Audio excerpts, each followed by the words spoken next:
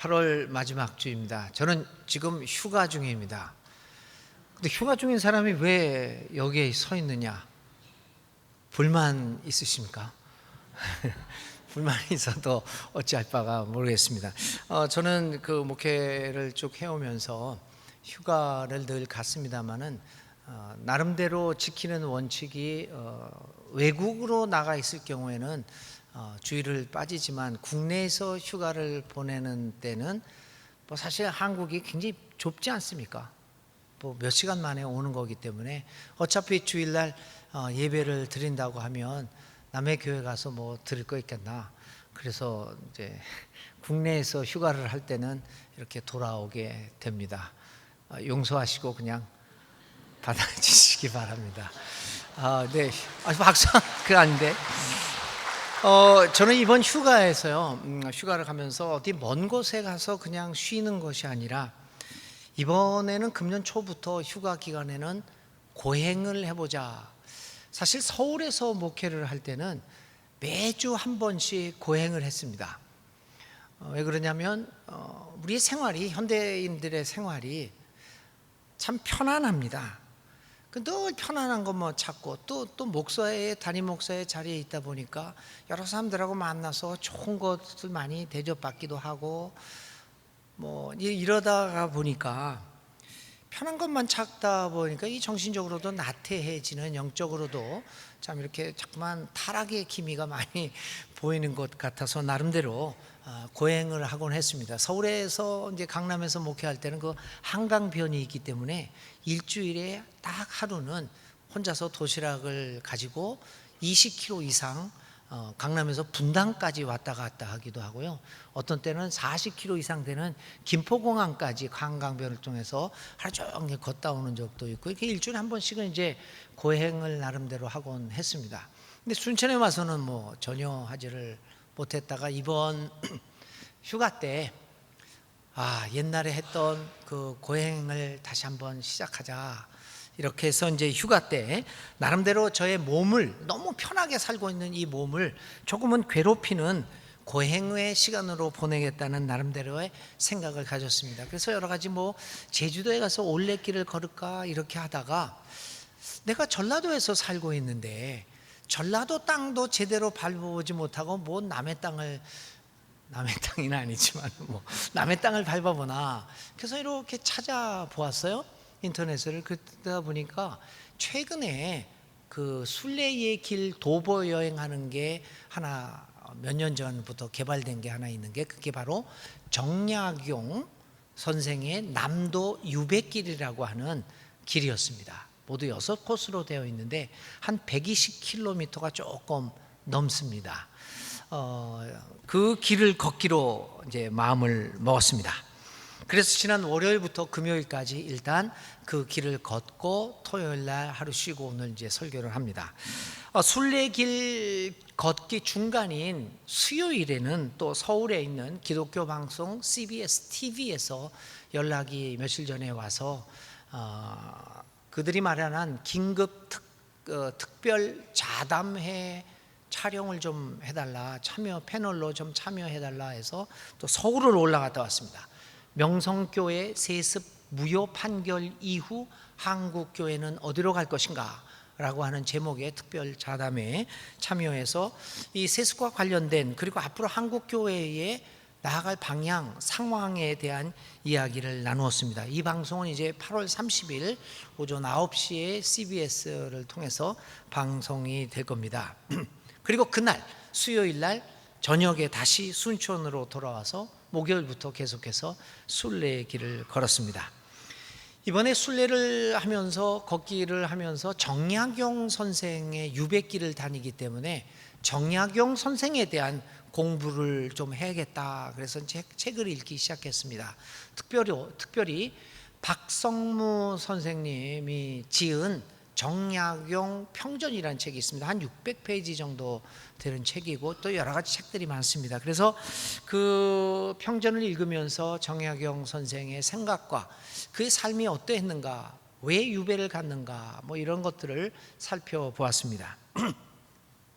정약용 선생은 정말 뛰어난 실력과 능력을 가지고 태어난 사람입니다. 천부적인 머리와 천부적인 재능을 가지고 태어난 사람입니다.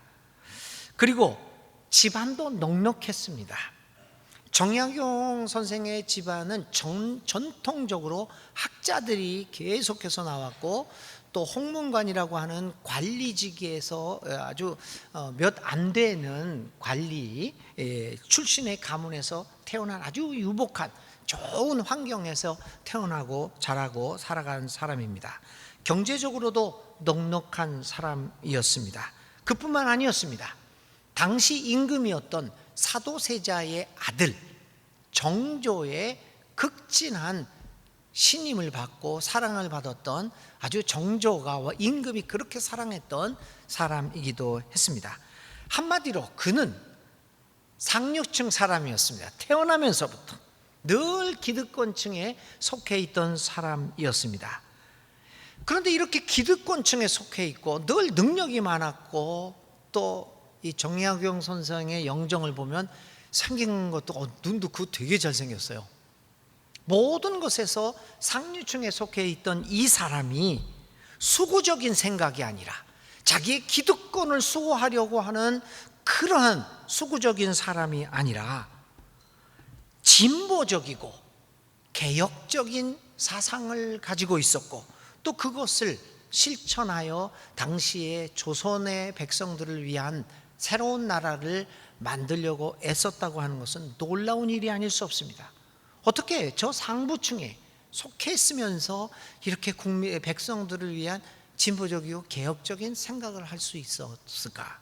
참 놀라운 일입니다.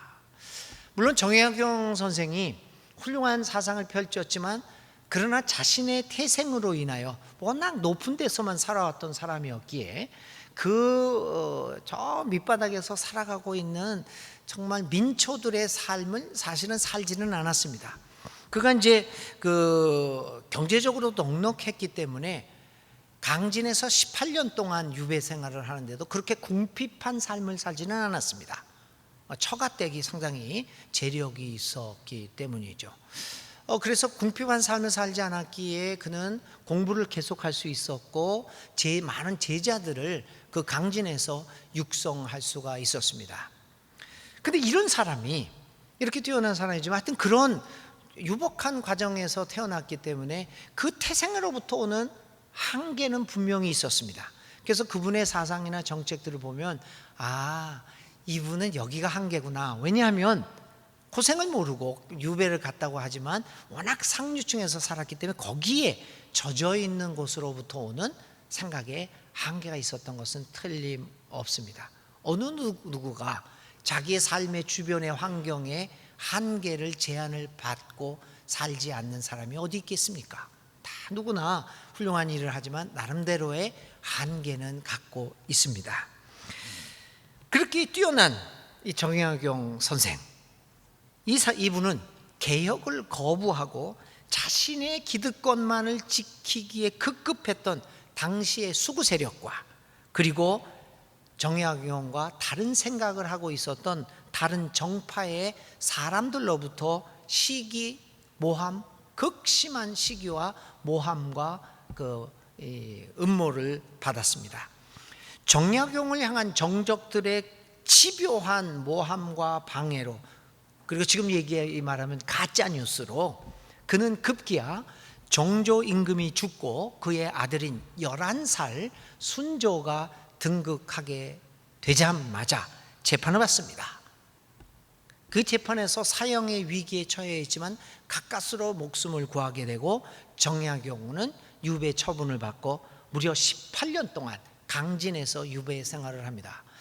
이번에 저는 그 주작산을 넘어서 이 정약용 선생이 걸었던 길을 나름대로 이렇게 걸어서 제가 보니까 한 80km, 90km를 걸은 것 같습니다.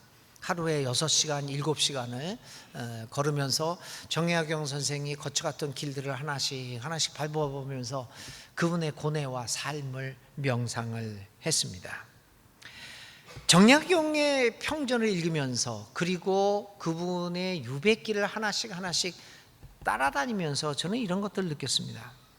정약용과 같은 한 개혁적인, 그러니까 이제 18세기 말부터 19세기 초까지 살았던 인물이죠. 그 당시에 살았던 200년 전에 살았던 이 개혁적인 인물, 상류층에서 태어났지만 백성들을 위해서 자신의 한계를 넘어서 그렇게 진보적이고 개혁적인 생각을 하고 실천했던 이 개혁적인 인물이 어떻게 자신의 꿈을 펼쳐보지 못한 채 갖은 모함과 방해로 좌절되어졌는가, 그 아픔을 저는 많이 느꼈습니다. 유배 생활 18년 후에 정약용이 돌아오게 됩니다. 서울로 돌아오게 되는데, 그 정약용의 탁월한 능력을 인정했던 순조가 이 정약용에게 높은 벼슬자리를 내정합니다. 그리고 통보를 합니다. 그가 그 벼슬자리로 올라가려고 하는데 결국은 좌절됩니다. 정적들이 가짜뉴스와 얼마나 많은 모함을 해서 그런지 그는 좌절됩니다. 내정이 되어 있었는데도, 그리고 임명 통보를 받았는데도 거기에 자리에 오르지 못하고 주저앉습니다. 그런 일들이 3번 정도 좌절을 겪습니다. 그리고 그는 75세의 나이로 세상을 떠나게 됩니다. 이런 과정을 보면서 참 우리 살기 어려운 세상이다 라는 생각을 갖고 안타까운 마음을 가지고 이 유배길을 걷고 있습니다. 지난주는 우리의 조국에 의해 소란스러워졌던 한 주간이었습니다.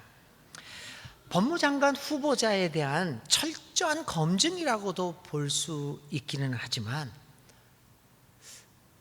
조금은 부담스럽고, 어쩌면 한 사람의 삶을 이렇게 그 동생의 가족까지도 그렇게 들쳐내면서 그런 잣대를 들이대고 있는 잔인한 우리의 사회의 모습들을 보는 것 같기도 해서, 정약용이라는 한 인물, 조국과 비교는 할 수 없을지 모르지만 오늘의 상황에서 저에게는 이렇게 같이 이렇게 겹쳐져 나왔습니다. 과연 무엇이 옳은 것인가, 우리 각자가 생각하게 되겠지만, 저는 정약용을 걸으면서 이렇게 조국 그분의 삶과 한번 연결되기도 했습니다. 정약용이 자신의 태생 때문에 한계를 가지고 있었지만 개혁적인 생각을 펼쳤던 사람이듯이, 이 조국이라는 사람도 사실은 생각해 보면 저 위에서만 항상 능력을 인정받고 살았던 사람입니다. 그러니 그 사람의 한계가 뚜렷한 것이지요. 이런 것들이 이렇게 생각나는 한 주간이었습니다. 그런데 조국 사태를 보면서 저는 조국이라고 하는 한 정치인에게 내미는 잣대들을 보면서 잔인하다라고 생각을 하면서 또 한편으로 이런 생각이 들었습니다. 정치인들에게 내밀고 있는 이 엄격한, 어찌 보면 잔인하게까지 보이는 잣대들을 정치인들에게 내밀 것이 아니라 오늘 우리 종교인들, 저와 같은 목사들에게 내밀어야 하지 않을까, 이런 생각을 해보았습니다.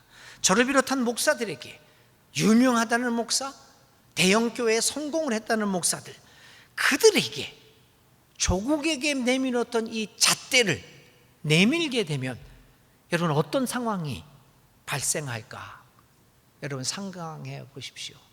그 상상을 해보면 제가 부끄러워지고 제 마음이 씁쓸해지기도 합니다.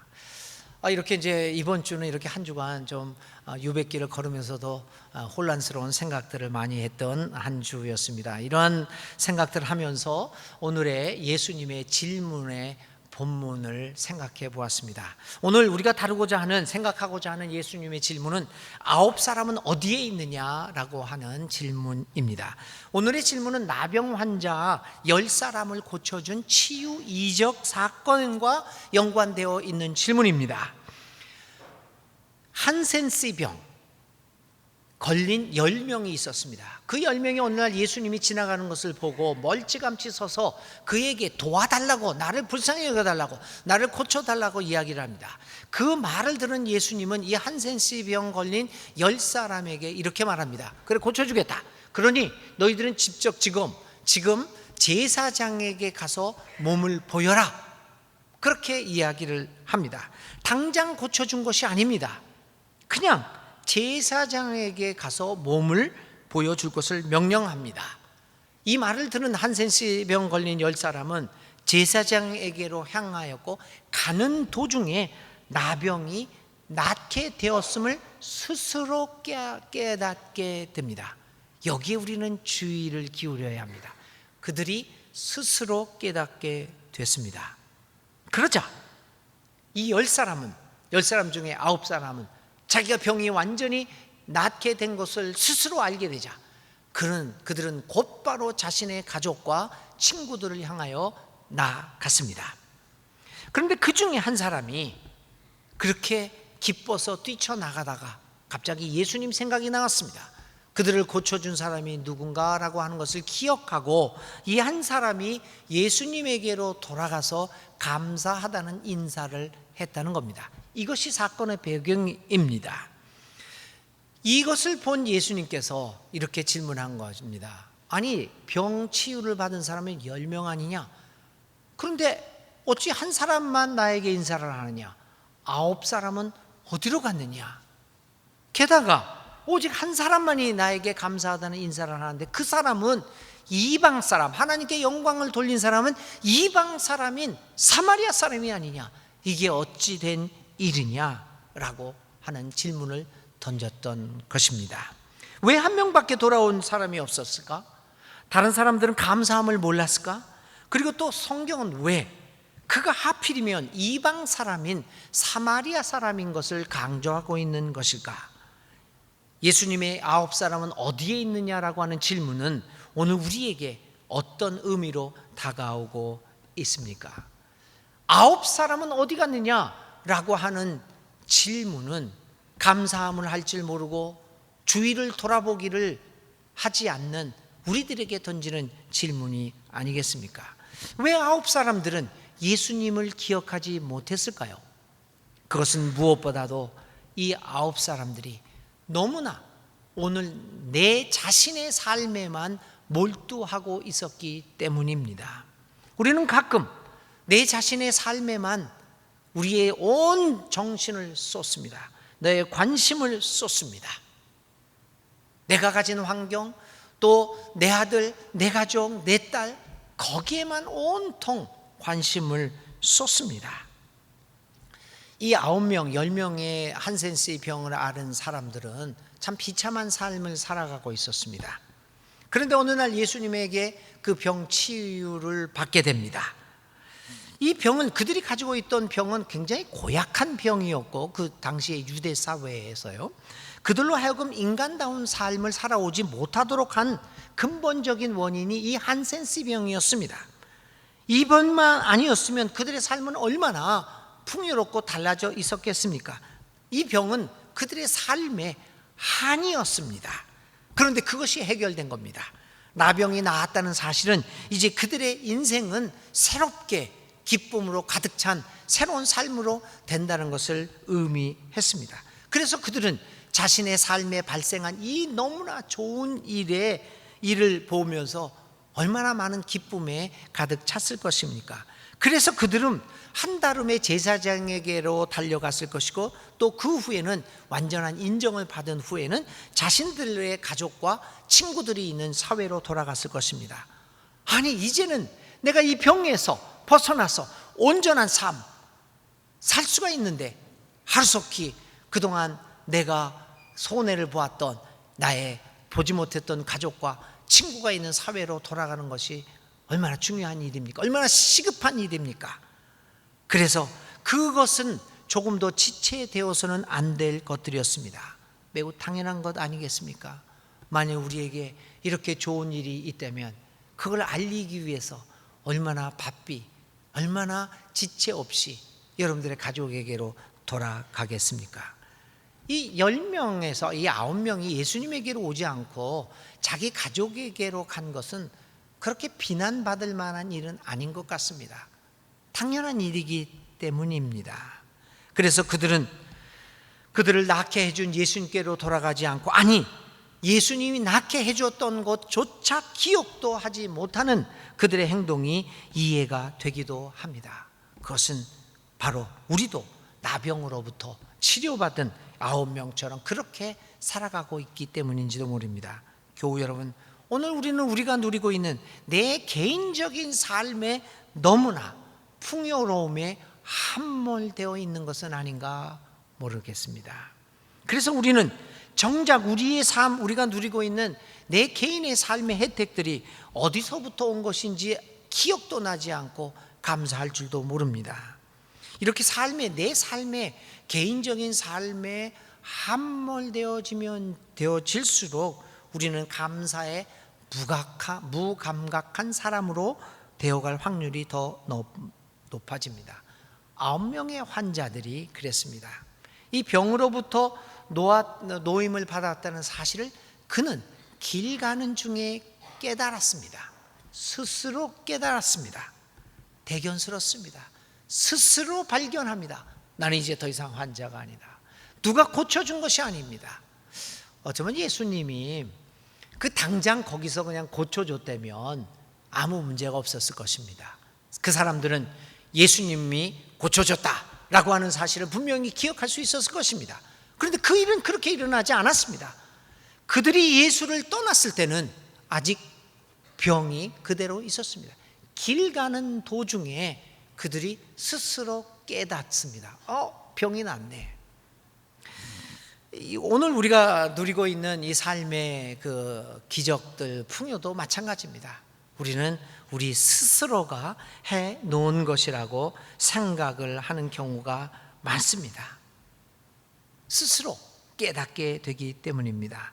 그래서 오늘 내가 누리고 있는 것에 함몰하게 됩니다. 사랑하는 여러분, 오늘 우리의 삶은 어떠합니까? 오늘 내가 누리고 있는 여러 가지 삶의 혜택들이 어디서부터 온 것일까요?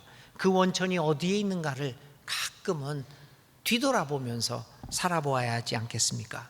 가끔은 내가 나의 삶에 너무나도 충실하고 내 삶에만 빠져 있음으로 인하여 내가 누리고 있는 삶이 어디서부터 온 것인가를 망각하고 살아가고 있는지도 모릅니다. 오늘 나의 삶은 분명히 하나님과 이웃으로 인하여 이룩되어진 것입니다. 그래서 사실은 이제 조국 그런 분들을 비롯한 저 위에서 살아가는 분들의 삶이 그렇습니다. 워낙 좋기 때문에 그 자기 삶에 함몰되어 있습니다.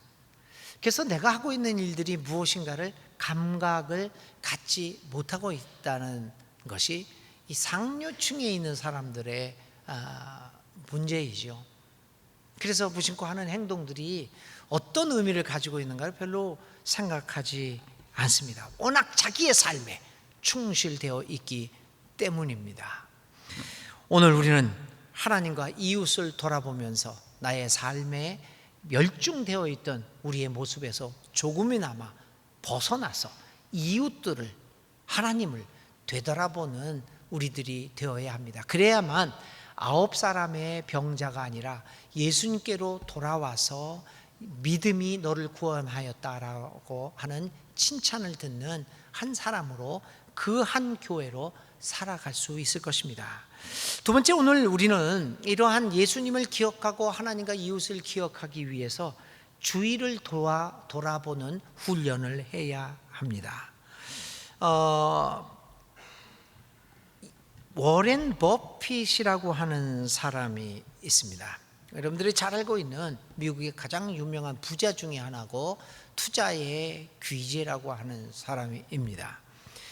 이 미국의 유명한 부자 워렌 버핏이 어느 날 당시 일리노이스 주를 대표한 상원 의원으로 있던 오바마, 후일 그가 이제 미국 대통령이 되지 않습니까? 이 오바마를 초대를 합니다. 그러면서 이 오바마에게 이런 말을 합니다. 당시 조지 부시 대통령이 내놓은 정책에 대하여 오바마의 의견을 묻습니다. 이 당시에 문제가 되고 있던 정책은 이것이었습니다. 부자들의 상속세 폐지하고 부자 감세 정책, 이 두 가지를 내놨습니다. 그러니까 상속세를 폐지하고 부자들에 대한 세금들을 다 감세해 주는 정책을 내놨습니다. 이 버핏이 오바마를 초대해서 오바마에게 그의 의견을 묻습니다. 당신은 어떤 의견을 갖고 있습니까? 그러면서 버핏이 이야기를 합니다. 나는 이 정책에 반대합니다. 상속세 폐지가 말이 되는 겁니까? 부자에게 세금을 깎아주는 게 말이 됩니까? 나는 반대합니다. 버핏이 얘기하는 겁니다. 그러면서 당신의 생각은 어떻습니까? 만일 당신이 이 상속세 폐지와 부자 감세를 찬성한다면 나는 당신에게 정치 자금을 지원할 생각이 없습니다. 물론 오바마는 이 부자세 감세를 반대하는 사람이었습니다. 그래서 자기 의견을 얘기하고 오바마가 버핏에게 묻습니다. 당신과 같은 부자가 많습니까? 오늘 우리들에게도 묻는 질문이죠. 우리나라의 재벌들에게도 묻는 질문이죠. 당신과 같은 부자가 많이 있습니까? 버핏이 얘기합니다. 굳이 말하자면 많지 않습니다. 그러면서 워렌 버핏은 계속해서 이들 부자들의 사고방식에 대하여 말합니다. 이들은 스스로 땀 흘려 번 그들의 돈이기 때문에 재산을 고스란히 간직할 자격이 있다고 생각합니다.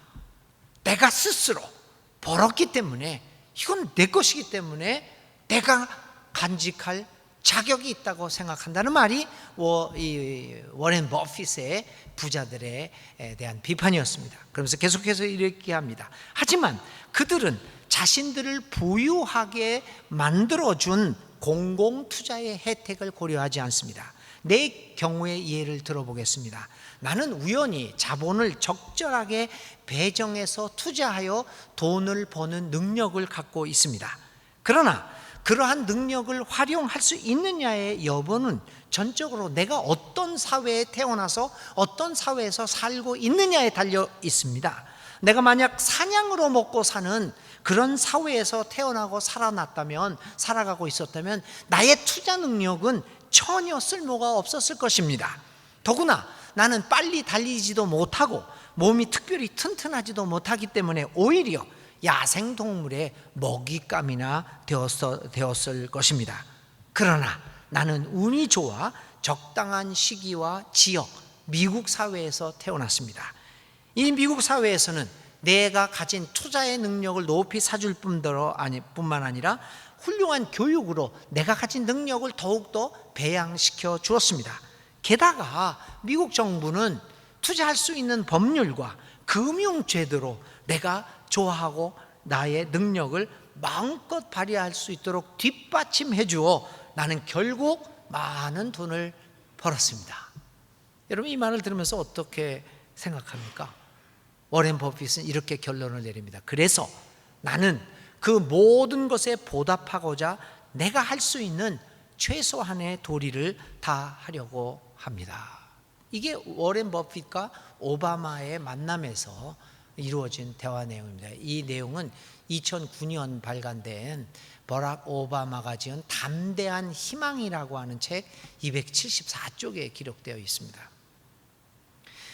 워렌 버핏은 병치료를 받은 후 그것이 예수님에게서 비롯된 것임을 깨닫고 예수에게로 돌아온 단 한 사람의 한센씨 병 환자입니다.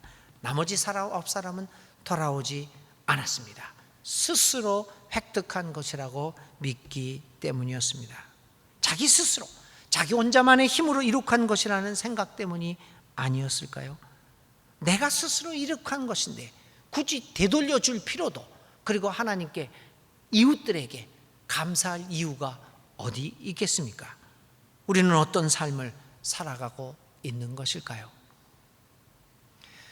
한국에 대형 교회를 이룬 분들이 많이 있습니다. 우리는 그 사람들을 다 존경하고 부러워하고 그들은 하나님의 특별한 사람이라고 우리는 생각을 합니다.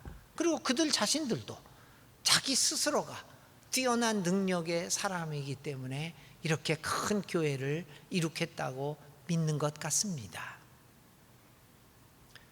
10명으로 시작합니다. 20명으로 시작합니다.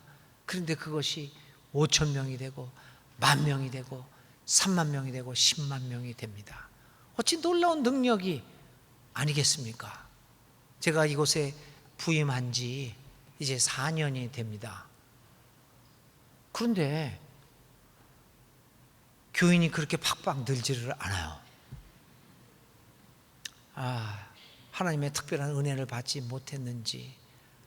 그래도 다행인 것은 장로님들이 그거 가지고 막 얘기를 안 해서 그나마 감사한 일이지만 2,000명, 3,000명이 돼야 될 텐데 그저 1,000명 수준을 그대로 유지하고 있습니다.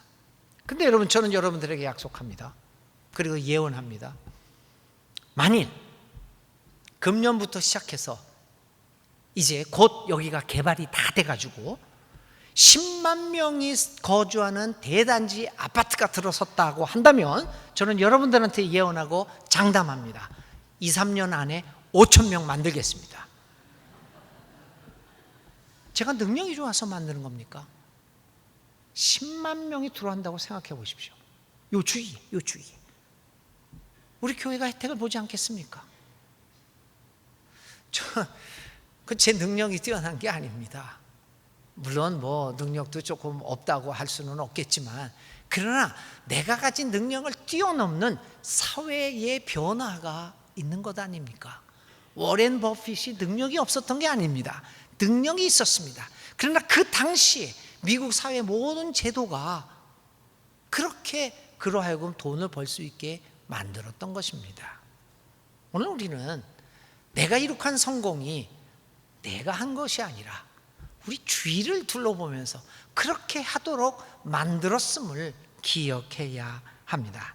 나의 삶이 나 혼자만으로 이룩한 것이 아님을 우리는 발견해야 합니다. 내가 교회를 성장시켜서 수만 명으로 만들었다면 그건 내가 한 것이 아닙니다.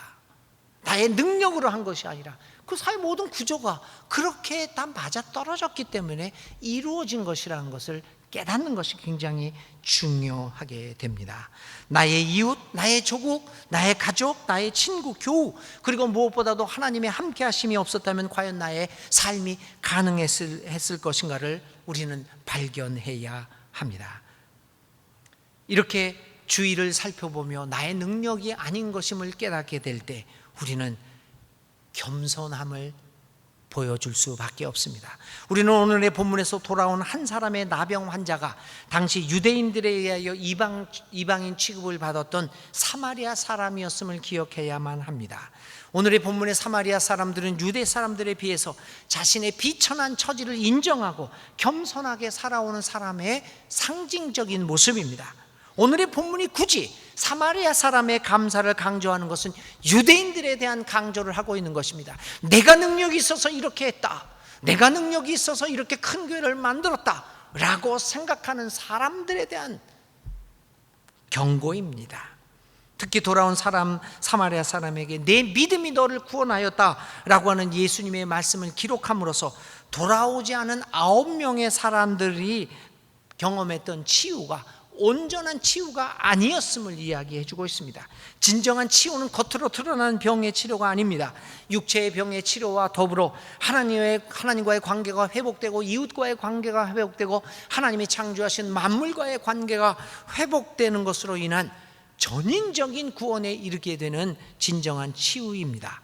사마리아 사람은 예수님에게로 겸손하게 돌아옴으로써 전인적인 구원을 받게 되었고 그것이 그에게 온전한 치료가 되었습니다. 나의 나됨은 하나님의 은혜로 인한 것임을 겸손히 인정하고 하나님께로 돌아옵니다.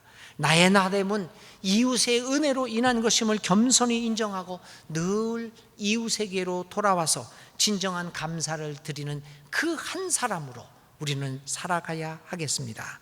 오늘도 예수님은 우리에게 묻고 있습니다. 9사람은 어디에 있느냐? 이 질문은 우리로 하여금 병을 치료받고도 진정한 하나님의 사람으로서의 삶을 회복하지 못한, 돌아오지 못한 9사람으로 살아가지 말고 예수님께로 돌아와서 진정한 감사를 드림으로 온전한 구원의 삶을 이룩한 그 한 사람으로 살아갈 것을 요구하는 질문입니다. 사랑하는 교우 여러분, 우리의 개인적인 삶의 성공과 개인적인 삶에 너무 함몰되지 맙시다. 나의 나됨이 하나님과 이웃들의 은혜와 도움으로 이루어진 것을 잊지 맙시다. 그래야만 예수님 따르기를 성공적으로 하게 될 것입니다. 예수님께로 늘 돌아오고 이웃에게로 늘 돌아올 수 있는 그 한 사람이 우리 순천중앙교회 교우들이 될 수 있기를 간절히 기도드립니다. 그 한 사람으로 살아갑시다. 그 한 교회가 되어 갑시다.